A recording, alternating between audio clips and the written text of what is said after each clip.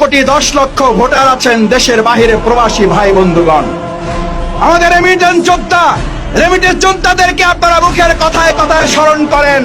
আমরা তখনই জানতে পারি নাই আমাদের 1,10,00,000 ভোটারকে ভোটার তালিকায় তাদেরকে সংযুক্ত করা হয়েছে কিনা, তারা ভোট দিতে পারবেন কিনা।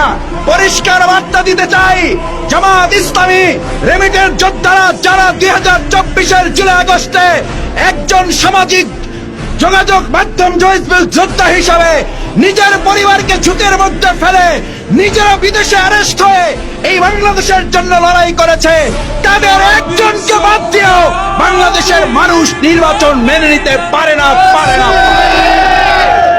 আসুন আমরা আমাদের সেই লেভেল প্লেইং ফিল্ড, জুলাই সনদ বাস্তবায়ন, আমরা আমাদের জুলাই গণহত্যার বিচার এবং আমাদের পিয়ার পদ্ধতি, স্থানীয় নির্বাচন করে জাতীয় নির্বাচনের ধাপের দিকে আগানো সহ আমরা আমাদের এই প্রিয় মাতৃভূমি বাংলাদেশে জনগণের সরকার প্রতিষ্ঠা করার জন্য অবাধ, সুষ্ঠু, নিরপেক্ষ, অংশগ্রহণমূলক এবং লেভেল প্লেইং ফিল্ড তৈরি করে একটা সুষ্ঠু নির্বাচনের দিকে সরকার আগাবে সেই প্রত্যাশা ব্যক্ত করে আগামী 19 জুলাইয়ের সমাবেশে দলে দলে যোগ দিয়ে সমাবেশ সফল করুন।